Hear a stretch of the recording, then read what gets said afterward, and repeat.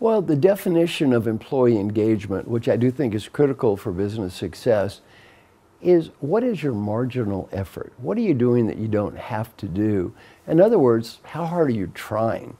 And to me, it's almost ludicrous to assume that two employees, one who's trying very hard, putting in that extra marginal effort, and one who isn't, that one will perform as well as the other. So I think the case for employee engagement is very obvious. Now, there may be some isolated sections where employee engagement doesn't matter, perhaps an assembly line or something like that. For most of us, though, employee engagement is very, very important and highly correlated with success. Why? It's important that people try.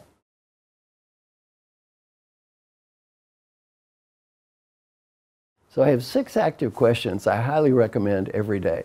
Number 1, and they all begin with, did I do my best to? Did I do my best to, number 1, set clear goals? Rather than saying, did someone set goals for me, did I do my best to set my own goals? Number 2, did I do my best to make progress toward achieving my goals? Number 3, did I do my best to find meaning? Rather than did someone give me meaning, did I do my best to find meaning? Did I do my best to be happy rather than did someone make me happy? Did I do my best to build positive relationships? And finally, did I do my best to be fully engaged? And our research on this is pretty amazing. Just by challenging ourselves with these 6 questions every day, what you see is, in many cases, improvement in everything. And in almost all cases, improvement at something. So the results have been amazing in our research, and it's using simple measurement, but different measurement, called active questions as opposed to passive questions.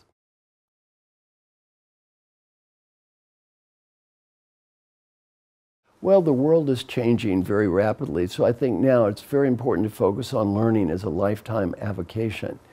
In an old world, things were much more stable. Leadership was typically domestic, not global.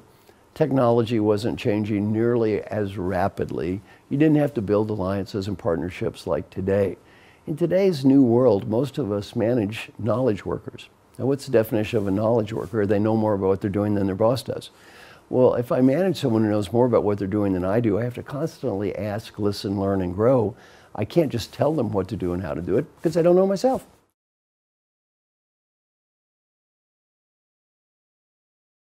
You know, it is important to do the compliance work. On the other hand, it's important not only to do the compliance work, because if you look at an HR leader, very important that they expand that role. Many HR leaders I've trained in coaching have done a great job of really working with top management, coaching them, helping them become more effective leaders. And my coaching process is very, very transferable, and that's well beyond something like compliance. It's important to challenge people. And what's hard to do is to challenge successful people.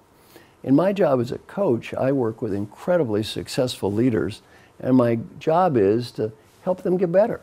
To help them get better. And you might think, well, why do they need to get better? They're already CEOs.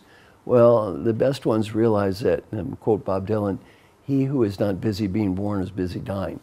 And that the world changes so rapidly, if you're not focused on continuous improvement, you're probably going to be going backward. So I think it's very, very important to challenge people and at the highest levels, so that when the employees look up, they see leaders who are trying to improve. I wrote an article in Fast Company magazine called Help Others Develop, Start With Yourself. The best thing a leader can do to help other people get better is let everyone watch you try to get better. Don't just preach at others. Because if top management preaches at the next level, they preach at the next level, they preach at the next level, everyone's just preaching. No one's trying to improve. When top management leads by example and personally demonstrates a commitment to improvement, everyone else does too.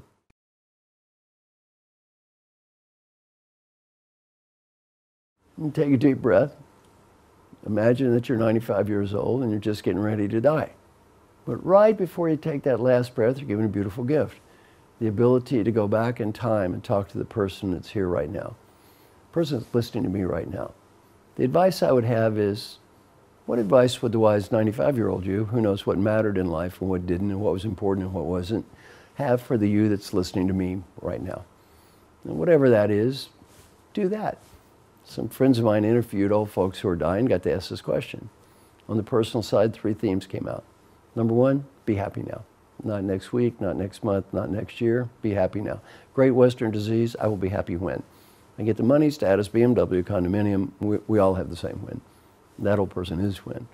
Learning point from old people, I got so wrapped up chasing what I didn't have, I could not see what I did have. And many of the HR leaders here are among the luckiest people in the world. Many have friends, family, health, compared to me, youth, helping others, they have it all. So don't get so busy chasing what you don't have, you can't see what you do have. Number two is friends and family. It's very easy to get so wrapped up in the company you forget how important they are. When you're 95 years old and you look around your deathbed, none of your coworkers are waving goodbye. You realize friends and family are important. And then number three, if you have a dream, go for it. Because if you don't when you're 35, you won't when you're 85. And business advice isn't different. Number one, have fun. As I told a group today, if you can't have fun in HR, don't wait for finance. It's not going to happen there. And then two, do what you can to help people. And that's a blessing about the job. And then number three, go for it. The industry's changing. Do what you think is right. You may not win. At least you tried.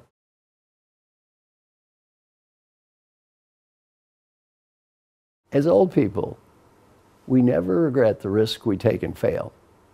We always regret the risk we fail to take. So go for it.